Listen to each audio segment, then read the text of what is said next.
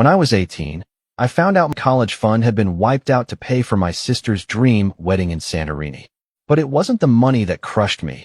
It was the way my mom laughed when I confronted her about it, like I'd just told her I wanted to be an astronaut or a rock star. "Oh, come on, Ethan," she chuckled, not even looking up from her tablet. "You're not exactly Harvard material." My name's Ethan.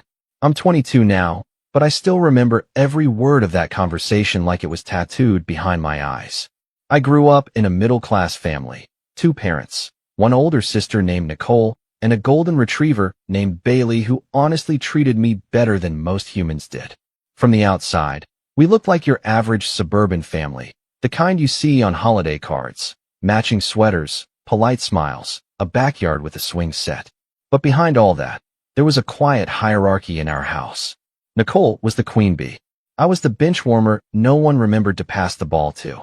Nicole was everything my parents wanted in a child: charismatic, photogenic, ambitious in the way that made for good Facebook posts. Prom queen, student council president, early admission to a small liberal arts college with an absurd tuition bill. My parents used to beam when they talked about her. "She's going places," Dad would say, his eyes lighting up like he was talking about the next president. When it came to me, their tone changed. "Well, he's a good kid." That was always the line. A good kid. The kind of phrase people use when they don't know what else to say. But I didn't resent Nicole at first. I figured maybe I just hadn't found my thing yet. I was decent in school, especially in math, and I spent my free time fixing up old electronics in the garage. I wasn't flashy, but I had plans, big ones. I'd been dreaming of going to Georgia Tech since I was 15. I spent 2 years researching programs, building my GPA, applying for scholarships. I'd even gotten accepted into a pre-college summer program that year and had a whole spreadsheet tracking deadlines, tuition costs, and dorm essentials. I was ready, or I thought I was. The thing is, my parents had always promised us both college savings. Not massive trust funds or anything, but they made it clear from the time we were kids, if we got into a good school, they'd help us get there. I didn't question it. Every birthday card from Grandma came with a $50 check marked for the college fund. My part-time jobs through high school, every paycheck I saved went into that same account. I believed in that account. It wasn't just money, it was my future. So when Nicole got engaged right after graduating college, yes, fresh out, no job yet, no real-world experience, and announced she wanted a destination wedding because it's a once-in-a-lifetime thing, I didn't think much of it. Sure, it sounded expensive. Sure, Mom was suddenly spending hours scrolling through wedding Pinterest boards. But I figured they had savings. Or maybe Nicole's fiancé, Jason, had wealthy parents. He looked like the type, tall, polished, always wore loafers without socks. I didn't realize what had really happened until a week before my high school graduation. It was supposed to be a big day. I'd just gotten my acceptance letter from Georgia Tech and was floating on a cloud. I walked into the kitchen waving the envelope like a trophy. Dad was reading the paper. Mom was mixing something in a bowl. Nicole was on speakerphone with someone, probably her wedding planner. I said it out loud, beaming. I got in. Full acceptance. No one looked up. I remember clearing my throat and saying it again, a little louder. Nicole rolled her eyes. "Ethan, can you keep it down? I'm on a call about the welcome brunch in Mykonos." "Mykonos?" I blinked. "I thought your wedding was in Santorini?" She shrugged like it didn't matter. "We're doing both. It's all part of the experience." I laughed. Awkward, confused. "Wait, what? That sounds insane. Isn't that crazy expensive?" Nicole smiled like a cat with cream. "Oh, it's taken care of." That's when I turned to my mom, who finally stopped stirring the batter. "Wait, what does that mean? You guys didn't use my college savings for this, right?" Dad rustled the paper. Mom looked at me with that placating tone she used whenever she didn't want to explain herself. "We had to move some things around, sweetheart," she said lightly. "Nicole's wedding is a once-in-a-lifetime event." I just stood there, frozen. "You mean my college fund?" "You can always take out loans," Mom said, like she was talking about borrowing sugar from a neighbor. "Plenty of kids do. But I've been saving for that since I was 13. Mom shrugged. "And now you're helping your sister start her life. That's what family does." Then she laughed. That dry, dismissive laugh. "Besides, you're not exactly Harvard material." I didn't say anything after that. I just walked out of the room, climbed the stairs, and sat in my room staring at the acceptance letter I'd once been so proud of. I don't remember how long I sat there. Hours, maybe. Bailey patted in at one point and put his head on my knee, like he knew. That night, I lay awake replaying every birthday, every job shift, every weekend I'd skipped hanging out with friends because I was saving for something that apparently didn't belong to me anymore. My parents didn't even act like it was a betrayal. They acted like it was obvious. Like Nicole's dream wedding mattered more than anything I'd ever wanted. I didn't go to my graduation dinner. Nicole texted me a selfie from a bridal boutique with 3 dress options and wrote, "Which one makes me look like a goddess?" I never responded. The worst part wasn't even the theft of it all. It was the casual cruelty. The way they dismissed me. Like I was just the spare. After that, everything changed. I stopped trusting them. I stopped believing in family-first nonsense. I stopped hoping for their approval.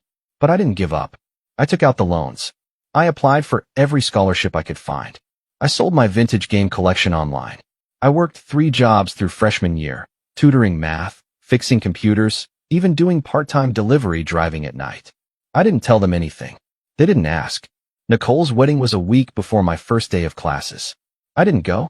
Instead, I moved into my dorm with a single duffel bag and a secondhand laptop, and I promised myself something. I would never let them take anything from me again. But what I didn't expect, what blindsided me completely, was that 4 years later, after everything they'd done, they'd come back, not with an apology, but with a favor. That's when everything started to unravel. And that's when I realized they hadn't changed. They never would. And this time, I wasn't just going to walk away. I was going to make them wish they'd never underestimated me. It had been almost 4 years since I last spoke to my parents beyond the occasional dry happy birthday text or stiff Christmas message. And honestly, life was better that way. Peaceful. Focused.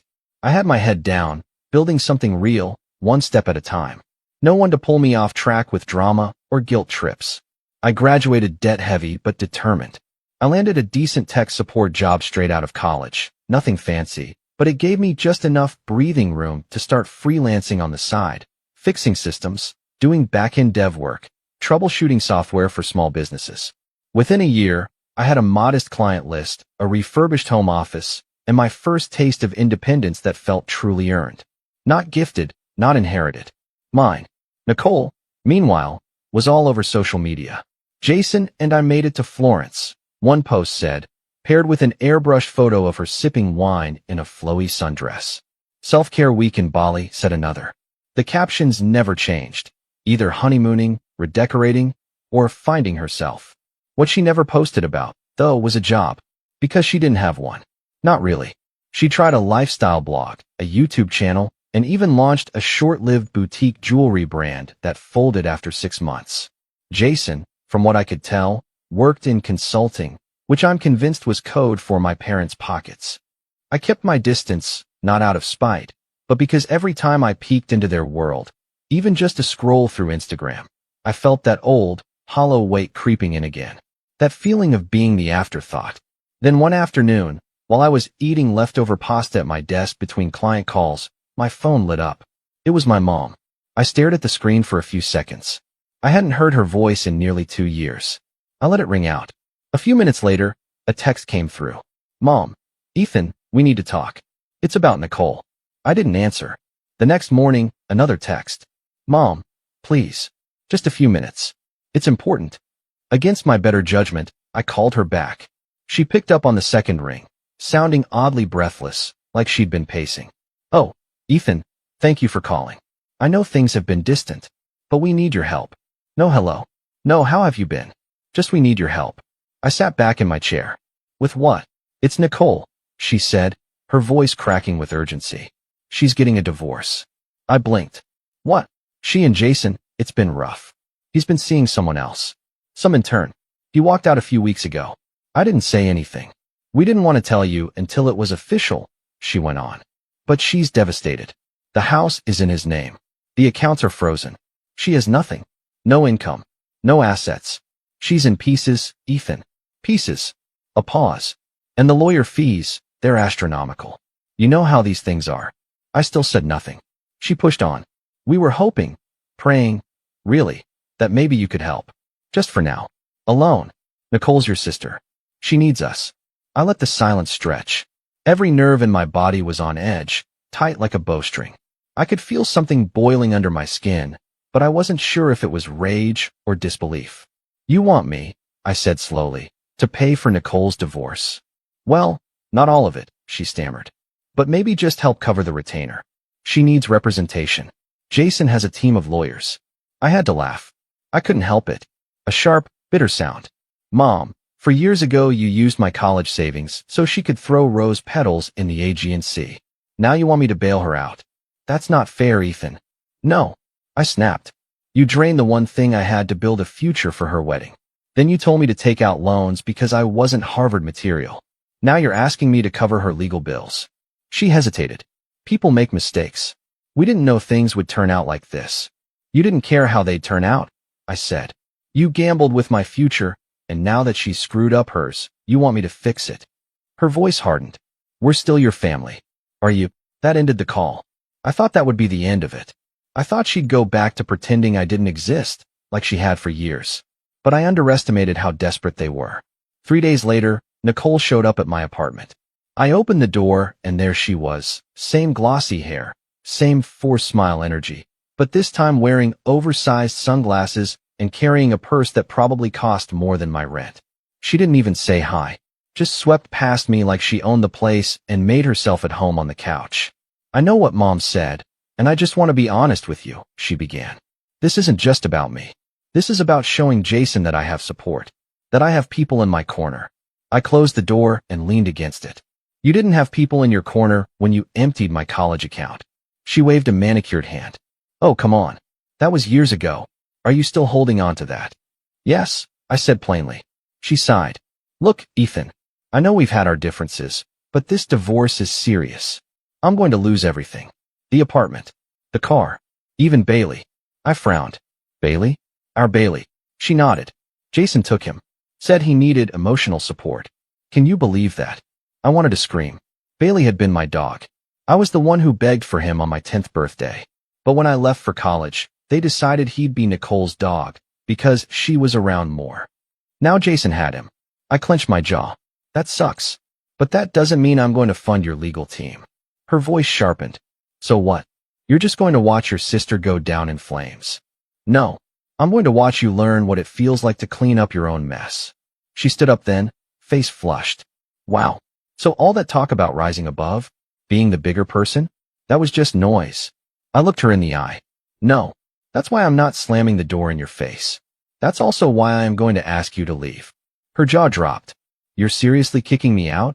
I have a call in 5 minutes, I said, walking over to open the door. She stared at me like she didn't recognize who I was. Good. Because I wasn't the same kid who used to patch her Wi-Fi or walk her dog while she went shopping. I wasn't the quiet little brother who stayed home while she flew to islands and posted selfies with hashtags like #blessed. I was someone she didn't control anymore. A week passed. Then the emails started. One from my dad. One from Mom. Then a long one from Nicole titled, An Open Letter to My Brother. Each one more manipulative than the last. Guilt. Flattery. Emotional blackmail. Dad. It's time to be the man of the family, son. Nicole needs us. Mom. Don't you want to be part of something bigger than grudges? Nicole. I guess some wounds just never heal.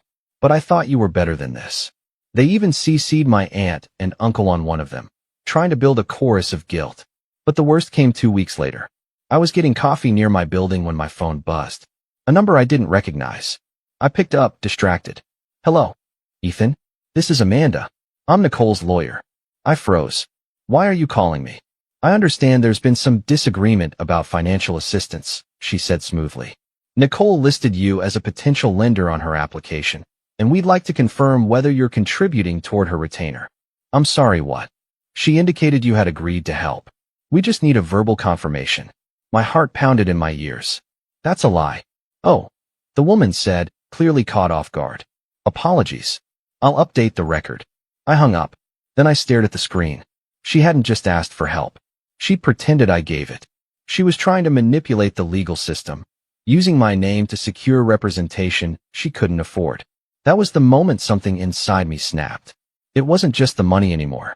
It wasn't about college or weddings or dogs. It was about principle, about truth, about finally standing up for myself and drawing a line that couldn't be erased with fake tears or family guilt. I went home. I opened my laptop, and I started planning. I didn't sleep that night. Even after the call ended with Nicole's lawyer, I kept replaying it in my head. Her voice, cool, professional, utterly unaware of the wrecking ball she'd just swung through my already fragile ties to that family. What struck me the most was how calculated it was. This wasn't a last-minute plea or emotional cry for help. Nicole had planned to use my name. She had handed it over to her lawyer as leverage, like it was just another resource in her endless list of fallback options. I paced around my apartment until dawn, the same questions circling over and over in my head like a wasp trapped in a jar. How many times was I going to let them do this to me? It wasn't just about money. It never was. It was about being used, overlooked, taken for granted. My whole life, I'd been the one quietly picking up the slack, walking the dog when Nicole forgot, fixing the Wi-Fi at 2 a.m. when she had a Zoom interview, covering her coffee tab when she left her card at home. And every time, I told myself it was just a phase, that one day, they'd see me differently. But they never did. That week broke something in me, but not in the way they probably expected. I didn't spiral. I didn't rage. I didn't even send a reply. Instead, I shut everything down. I paused freelance work for the first time in 2 years. I canceled my meetings. I ignored the emails still trickling in from my family like smoke from a fire that hadn't quite gone out. I went dark. And for about 3 weeks, I did nothing but exist. I ate ramen noodles and peanut butter sandwiches, let dishes pile up, skipped showers, and pulled the blinds down like I was hiding from a storm. Because emotionally, I didn't want to talk to anyone. I didn't want to explain. I didn't want to tell my friends why I looked like I hadn't slept in days or why I flinched when someone mentioned their parents. I had no one to talk to about it. Not really. My friends had good families. Or at least, ones that acted good. Ones that remembered birthdays and sent postcards and didn't use their college funds to pay for catered shrimp towers in the Greek islands. I hit my version of rock bottom one night at 2 a.m., sitting on the floor of my apartment, half drunk on cold coffee and eating dry cereal from the box. I'd just gotten an automated email reminder that my loan payment was due soon. The same loans I never should have had. The ones that existed because my own parents bet against my future. And right then, something inside me shifted. Not anger. Not bitterness. Resolve. I looked around my dim, messy apartment and thought, I'm done. Not with life. With them. I was done giving them space in my head. Done letting their decisions define my self-worth. Done carrying the guilt of not being their ideal son. So I stood up. I cleaned the entire apartment from top to bottom that night. Scrubbed the sink. Vacuumed. Did laundry. Organized my files. When I finally collapsed into bed, it was almost sunrise, but for the first time in weeks, I slept. And when I woke up, I got to work. Not just work, but the work. The kind that changes your life when no one's watching. I started with the one thing I could control, my business. I reopened my freelance portal and redesigned my personal website. I rewrote every service description to sound sharper, bolder, more professional. I revamped my LinkedIn. I reached out to former clients with follow-ups, asking for testimonials and referrals. I created a PDF services deck and started pitching small startups I admired. Within 2 weeks, I had 3 new clients. Then 5. I began tracking everything: hours worked, profit margins, customer retention. I joined a few online forums and communities for freelance developers, started posting tips, sharing experiences, giving advice. People noticed. My inbox started getting inquiries without me even having to pitch. One of my posts on a developer subreddit went mildly viral. Something about structuring your freelancing rates for long-term sustainability. That post landed me a connection with a small business incubator in Atlanta, and before I knew it, I was handling back-end work for 5 early-stage startups, one of which was quietly gaining traction in the fintech space. The funny thing? The more I worked, the more I remembered why I'd fallen in love with tech in the first place. It wasn't just about money. It was about building. About creating something that worked because I made it work. Unlike my family, code made sense. Inputs led to outputs. Logic mattered. There were no passive-aggressive comments or shifting loyalties, just clean function and results. By month 3, I'd paid off one of my loans in full. By month 4, I'd saved enough to finally upgrade from the beat-up secondhand laptop that had gotten me through college. I bought a sleek new machine, fast, powerful mine. I kept my head down and built. No social media posts. No gloating. Just quiet momentum. I started journaling again, too. Nothing fancy. Just pen and paper each night before bed, tracking my progress, unloading my thoughts. One night, I wrote something that stuck with me. If they couldn't see my worth when I had nothing, they don't get to benefit from me now that I'm building everything. It became a mantra. I taped it above my desk. Months passed. I got healthier. Not just mentally, but physically. I stopped eating like a stressed-out raccoon and started meal prepping. Nothing fancy, chicken, rice, broccoli, but consistent. I began jogging in the mornings. 10 minutes at first, then 20, then full runs along the river trail near my apartment. It helped, cleared my head, focused me. Around this time, I also reconnected with an old friend from college, Jared, who had started a small web dev company and was looking to bring someone in part-time. We grabbed coffee, talked shop, and clicked instantly. I took the role, and suddenly I had both a stable income and freelance clients on the side. Dual streams. More growth. Jared and I eventually partnered on a few projects that did well, one of which we ended up pitching to a local angel investor network. They didn't bite the first time, but one of the panelists remembered us. 3 months later, he reached out personally and asked if I'd be interested in helping with the back end on a new startup he was funding. And just like that, I was in. By the time I turned 23, I wasn't just surviving anymore. I was thriving. I'd built a full-time income, paid off most of my student debt, and launched a SaaS project with a modest but growing user base. I had my own LLC, a clean credit score, a small but respectable emergency fund. I wasn't rich. Not yet. But I was free. Free from the narrative they'd written for me. Free from the idea that I was second tier, less than, disposable. I'd built my own future. And that should have been the end of it. Should have been the happy ending. The look at me now glow up. The full circle moment. But life has a funny way of circling back when you least expect it. Because just when I thought I was finally out of their orbit, Nicole came back. Again. But this time, she didn't come with tears or lawyers. This time, she came with receipts. And what she revealed, it changed everything. It started with a knock. Not a phone call. Not a text. An actual knock at my apartment door, 3 sharp raps just past 10 p.m. I was debugging a script when it happened, completely in the zone. So when the sound jolted me out of my focus, I instinctively glanced at my Nest feed first. The moment I saw the familiar outline, arms folded, head tilted slightly like she was already annoyed, I knew it was Nicole. For a second, I thought about pretending I wasn't home. But curiosity won out. I opened the door. She looked tired. Not in a long day kind of way, but in that stretched thin, makeup can't hide it way. Her hair was still sleek, but her eyes looked sunken, and the shine she always carried, the self-importance, the performative elegance, was dulled. She didn't say anything at first, just stood there with a manila folder clutched tightly in her hands, like she didn't trust herself to speak. "Ethan," she finally said, voice low, "I need to show you something." I didn't move. "Last time you showed me something, it involved lying to your lawyer and listing me as your financial sponsor." "I know," she said, looking down. "And I was wrong.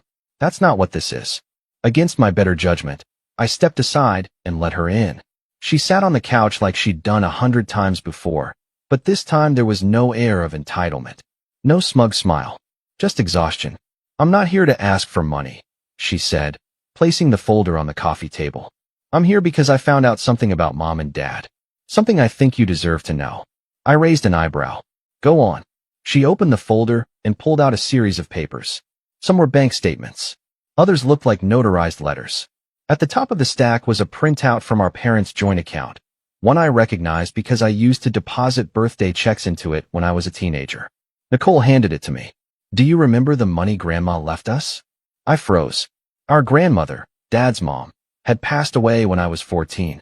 A stern, no-nonsense woman who never had much to say, but always sent birthday cards with crisp bills tucked inside. She wasn't warm, exactly, but she was consistent. Dependable. I remembered her funeral. I remembered Dad getting oddly emotional, not just from grief, but something heavier, something more complicated. "She left us each a trust," Nicole continued. "Separate ones. Yours was $50,000. Mine was $50,000. The terms were the same. Locked until age 18, to be used for education or housing. I blinked. What? I didn't know until last week, she said. When I was going over some financial records with my divorce attorney, she found a weird transfer from my trust account to mom and dad's joint savings. I started digging. I stared at the document in my hand. There it was, plain as day. A withdrawal from a custodial account titled in my name, transferred directly into an account held by our parents. The date? 3 weeks before Nicole's wedding. My stomach turned. They used your inheritance, she said, almost whispering. Not just your college fund. Your inheritance. They closed the trust early and liquidated it. That's not even legal, I muttered, flipping to the next page. They falsified an educational waiver, she said. Said it was going toward your college tuition. Then they rerouted it. The paper trail's shaky, but my lawyer said with enough digging, it's provable. I sat back, letting the weight of it all crash over me. They hadn't just made a bad decision. They'd committed fraud. Against their own son. Against me. Why are you showing me this? I finally asked. Why now? Nicole hesitated, then said something I never expected to hear from her. Because I owe you. And because I think I finally understand what they did to you. She looked ashamed. Not performatively. Genuinely. When Jason left, they didn't help, she said. Not really. They offered a guest room and some tough love. That's it. I begged for help with legal fees. Mom said, well, you chose that man. She gave a short, bitter laugh. The same people who moved heaven and earth for my wedding wouldn't spare a dime for my divorce. I thought I was the golden child, she continued. Turns out I was just the useful one. The one they could parade around. The one who looked good on paper. And when I wasn't useful anymore. She trailed off.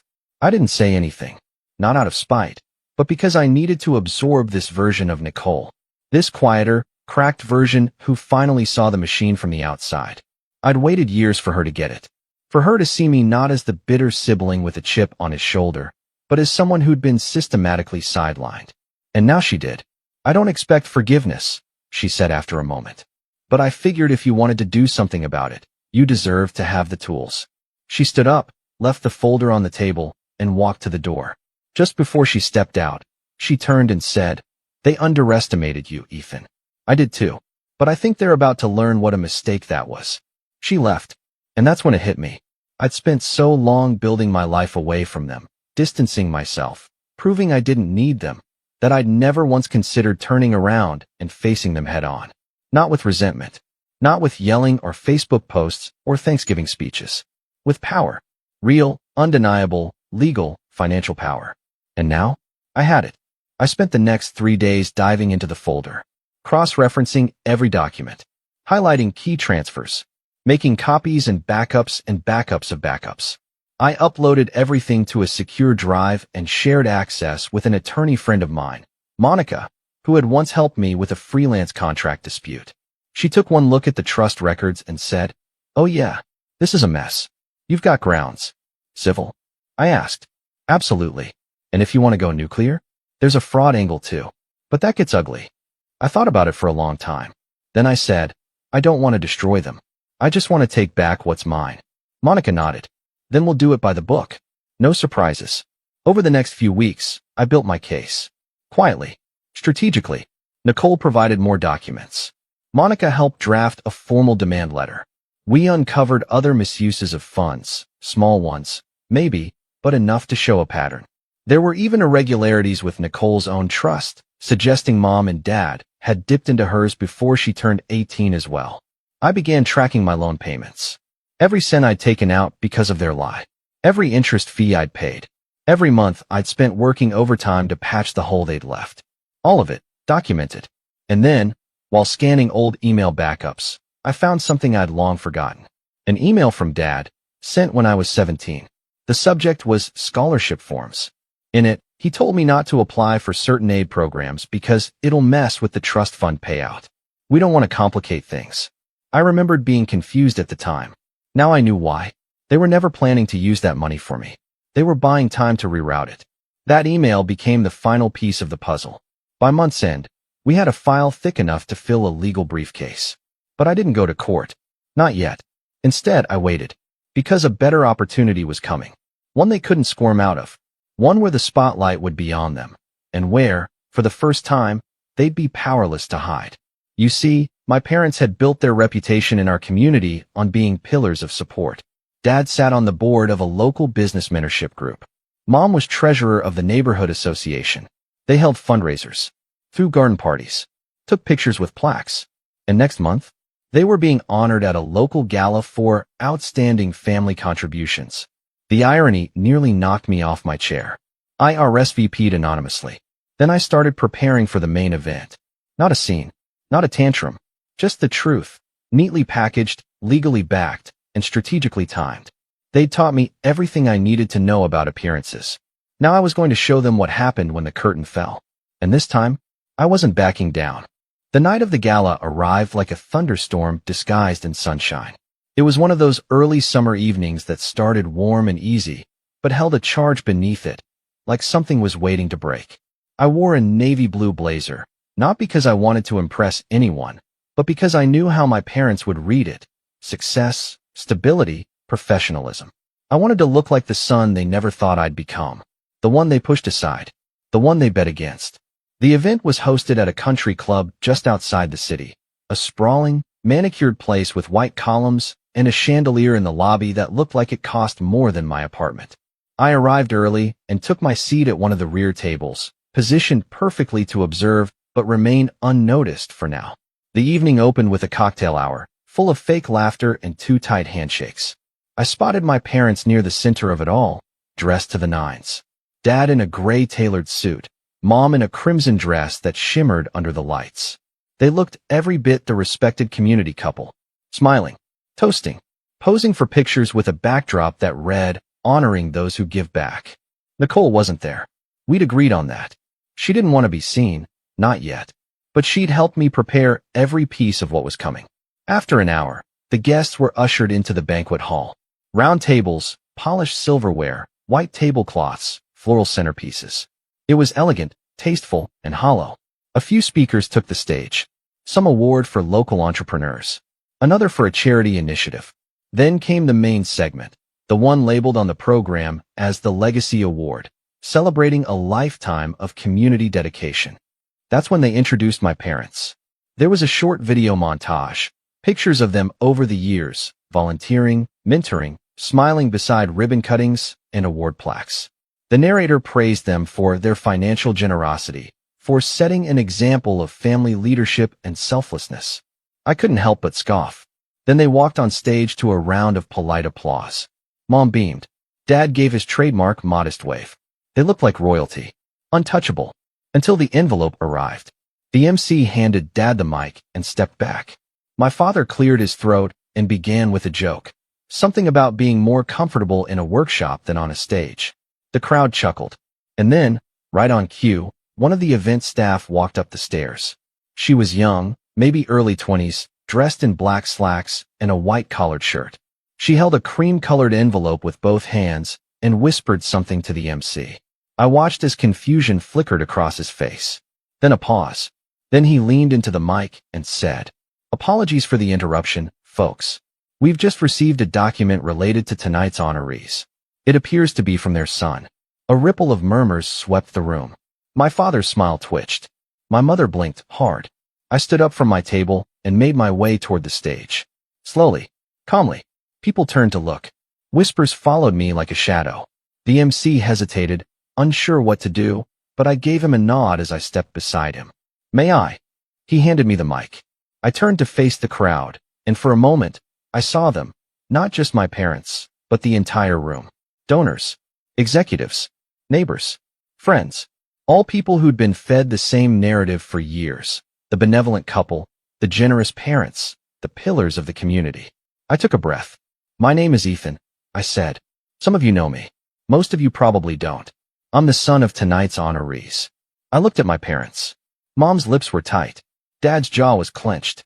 "And I'm here because I believe the truth matters." I held up the envelope, then carefully pulled out a set of documents and passed copies to the MC.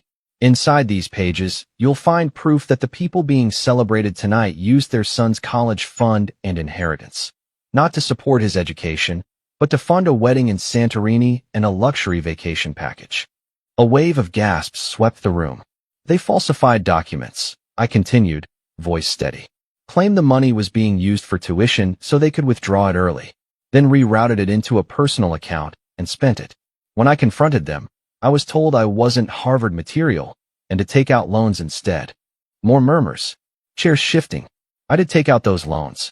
I worked 3 jobs to survive college. I built my career from scratch while they continued posting beach photos with hashtags like #blessed. I paused.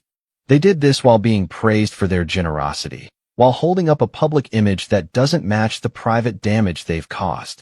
I turned back to the crowd. And I'm not here for vengeance. I'm here for honesty. Because I think if we're going to honor people for being selfless and moral, we should know who they really are. I handed the mic back to the stunned MC, turned, and walked off the stage. Behind me, the silence cracked into a storm. People were whispering, pointing, exchanging glances. My parents remained frozen in place. I didn't stick around. I walked straight out of the banquet hall and into the warm night air, where Nicole was waiting in a car parked across the street. She rolled down the window and gave me a look. You did it. I nodded. They can't spin it now. Not with those documents. She looked down. They're going to hate us. Probably, I said. But they already chose their version of us a long time ago. She unlocked the door. Want a ride? I slid into the passenger seat and stared straight ahead. 2 days later, news of the gala incident made the local business journal. Not front page, but big enough. The community board released a polite statement about reassessing the criteria for honorees. Dad was quietly removed from the mentorship group. Mom stepped down as treasurer to focus on personal matters. The fallout was clean. No police. No lawsuits. But their names? Tarnished. Their reputation? Shaken. Their ability to pretend? Gone. They tried to call me once after that. Just once. I didn't answer. They left a voicemail that started with, "Ethan, we need to talk," and ended with, "This is a misunderstanding," but I deleted it before it finished. Nicole kept her distance too. She moved to a new apartment, got a job working part-time for a nonprofit, and started seeing a therapist. We weren't best friends overnight, but the air between us was different now. Lighter. More honest. I never got the money back, but I got something better. I got closure. And I got to look in the mirror every morning knowing I didn't just survive them. I outgrew them. In the end, the boy they wrote off as not Harvard material became the man who rewrote their legacy. And I did it without their permission. They tried to bury me, but they didn't realize I was the foundation.